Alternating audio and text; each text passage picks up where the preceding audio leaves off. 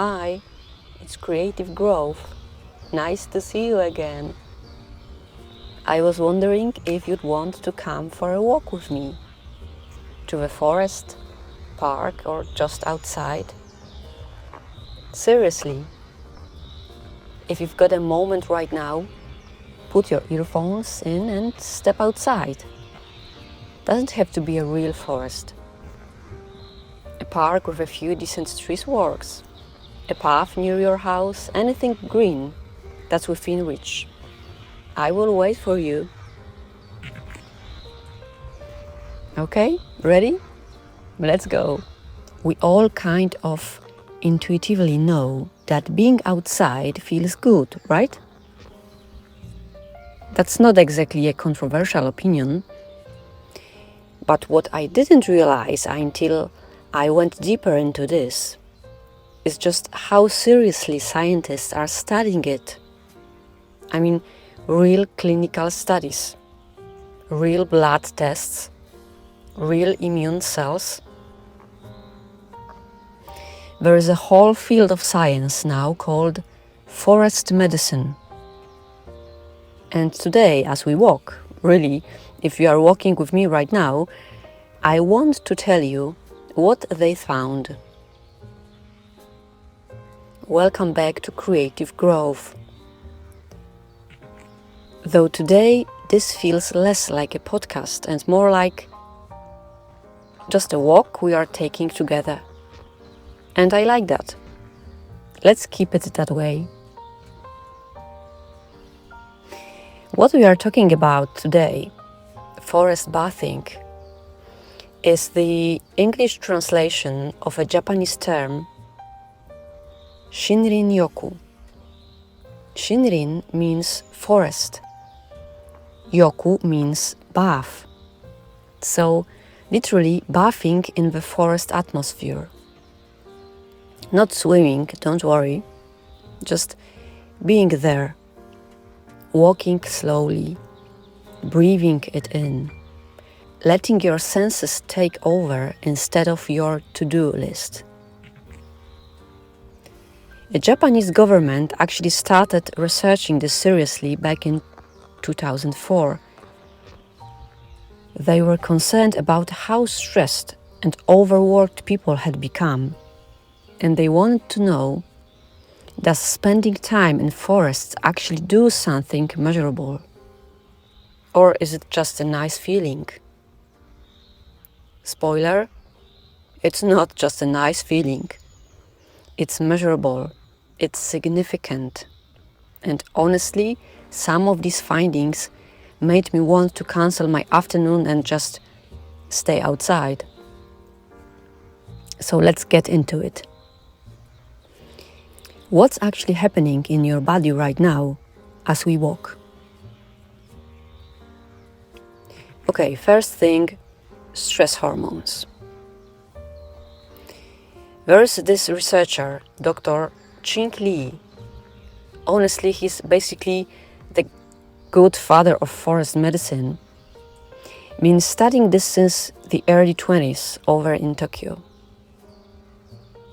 And one thing he keeps finding, study after study, is that forest bathing brings down stress hormones.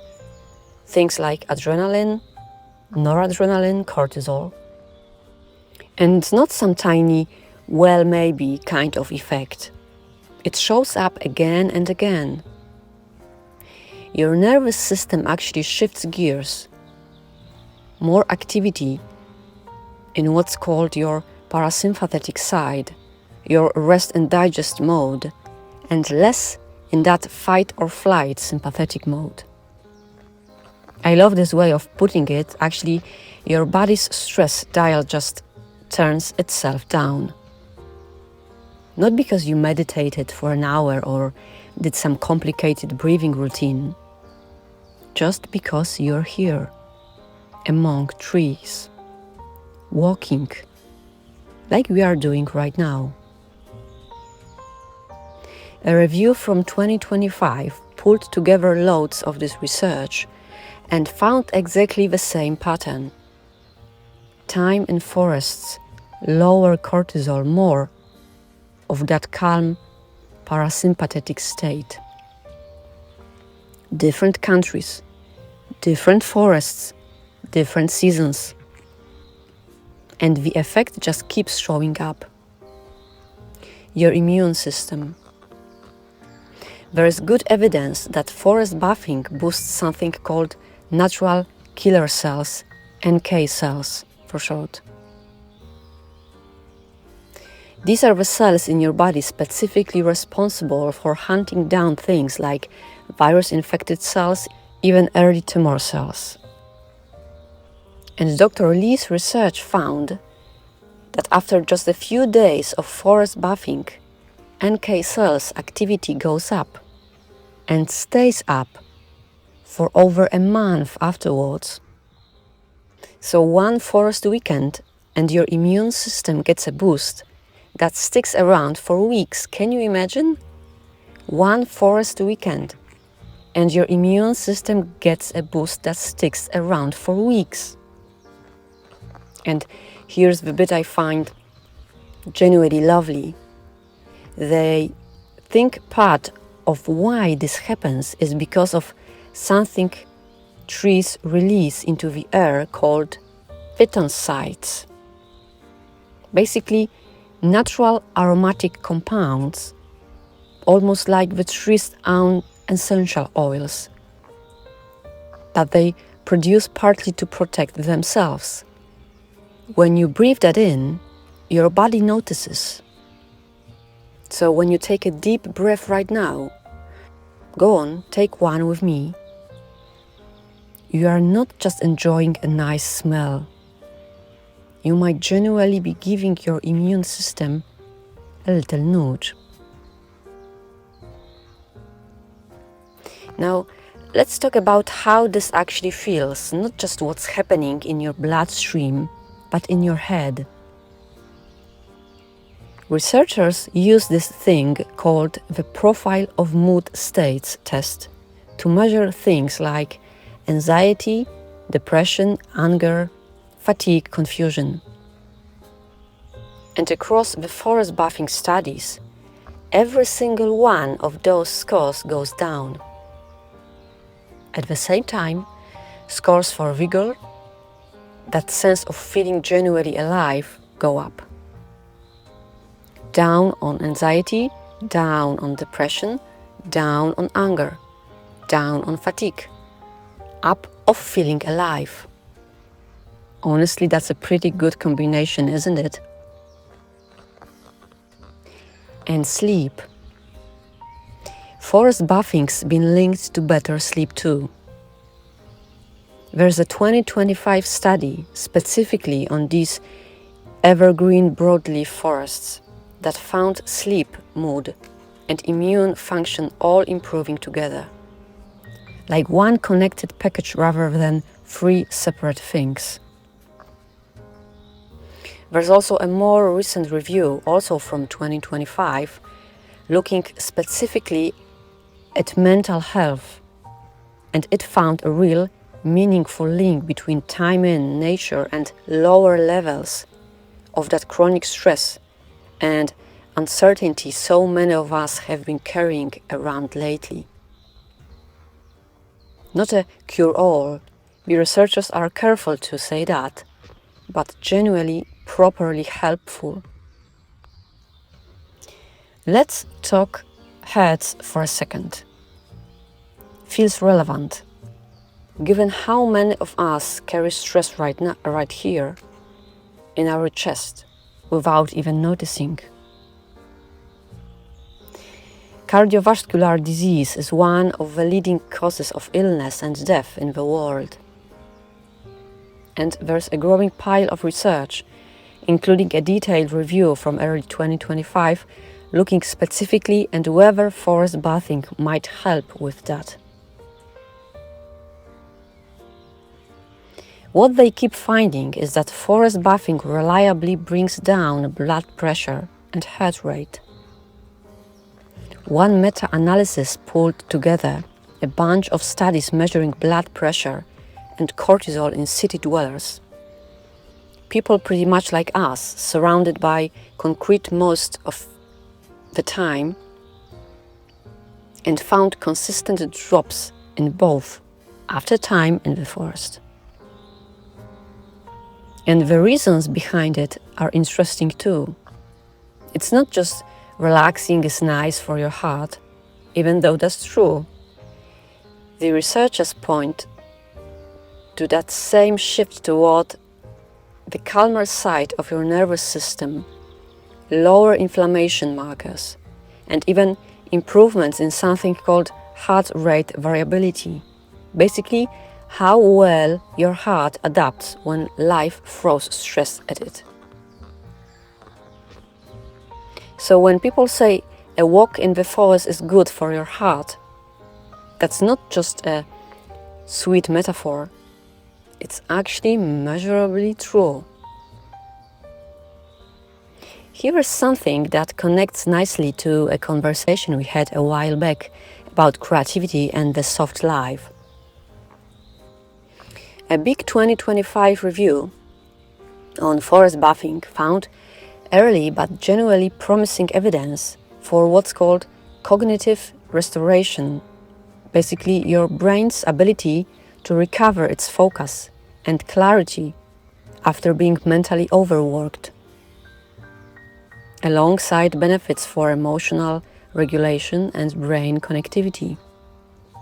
In plainer words, forests don't just calm you down, they seem to help your brain actually get its sharpness back. A bit like a cognitive reset, if that makes sense.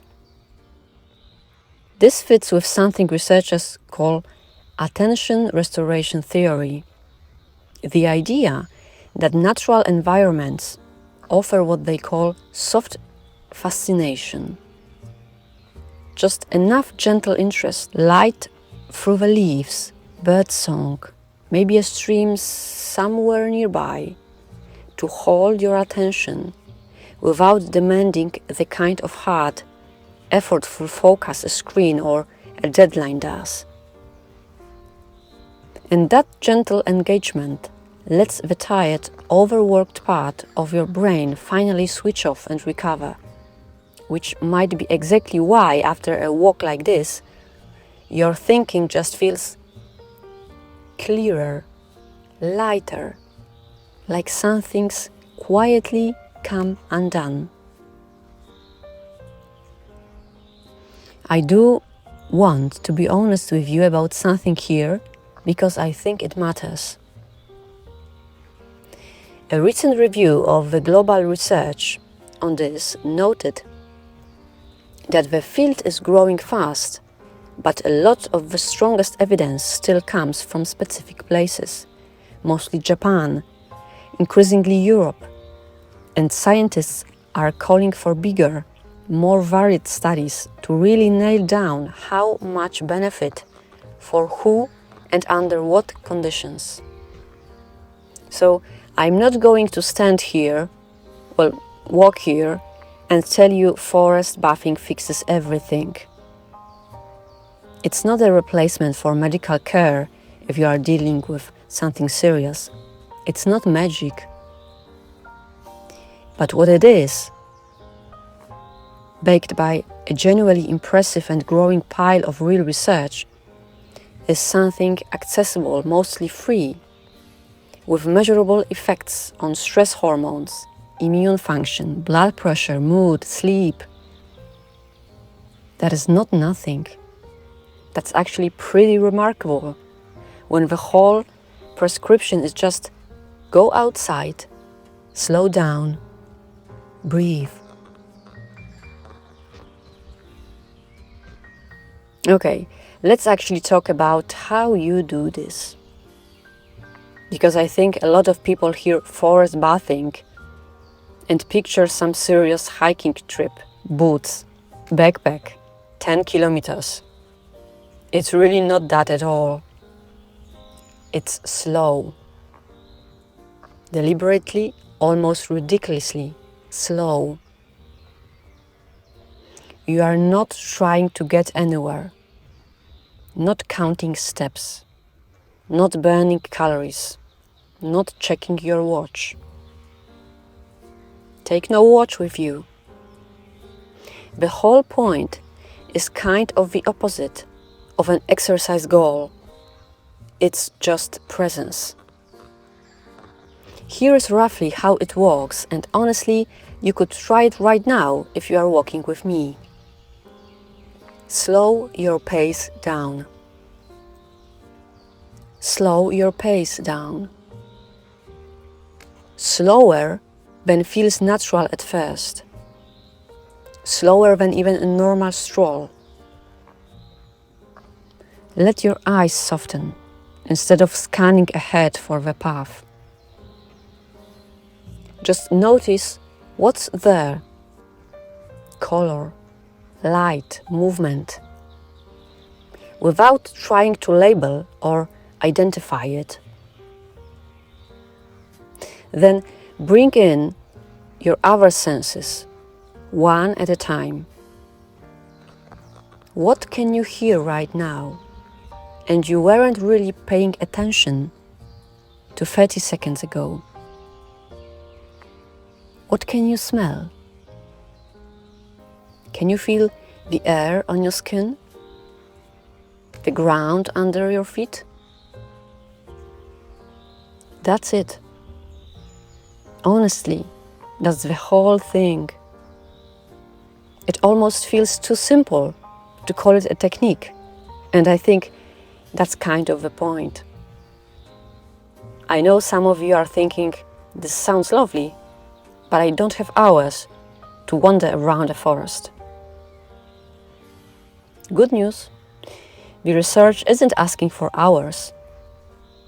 Most of the studies we've talked about today used somewhere between 20 minutes and a couple of hours, often over a single day or a short trip.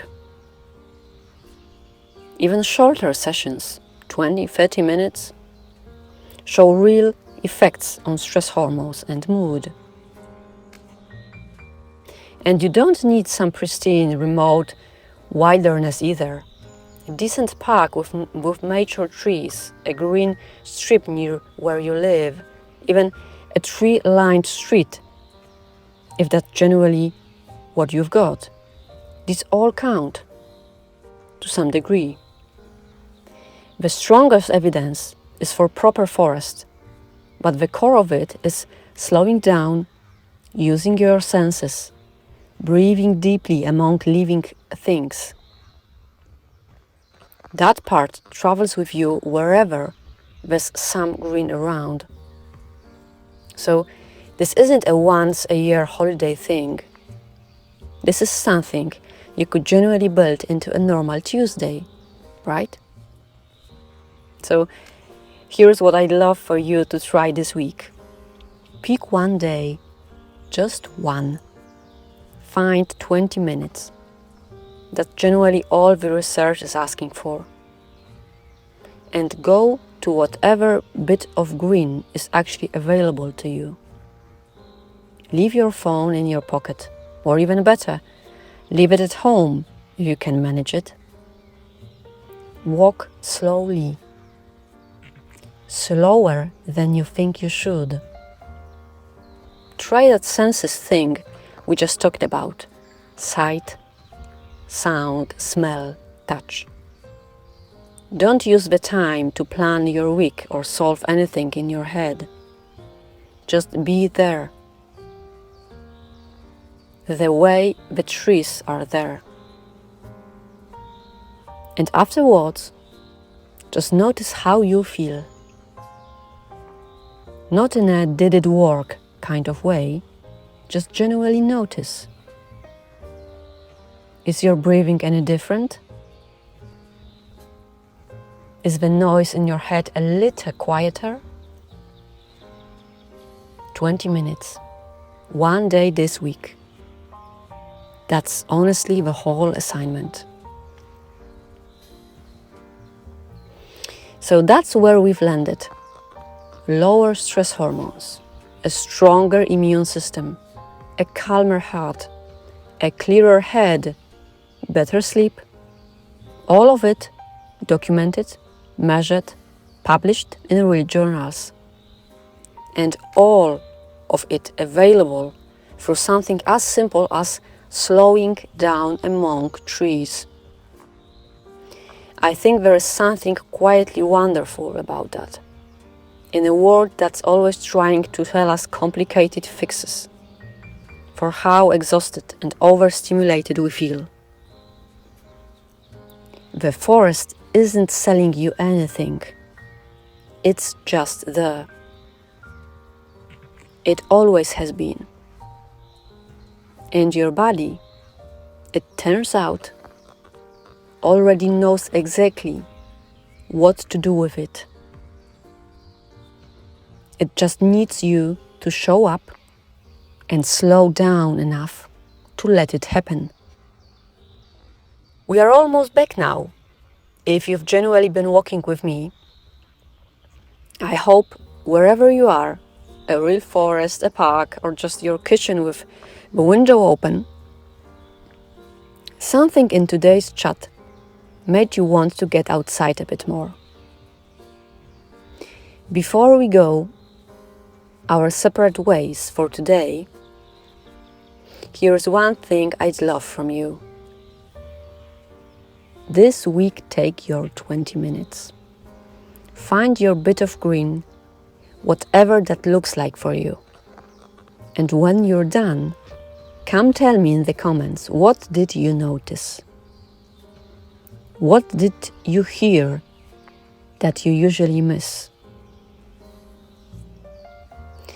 All the research we talked about today, the immune studies, the cortisol research, and head and brain stuff, it's all linked in the description below in case you want to dig further. I think it's always worth checking sources yourself. If today gave you something good, pass it on to someone who could use 20 quiet minutes along trees this week. Sometimes the kindest thing you can send a friend isn't advice. It's just an invitation to slow down. Thanks for a walk with me. I hope you like it. New episode every week. Subscribe if you'd like to keep walking with me. Until next time, go find your trees. I will see you out there. Have a good day and a great week. Bye.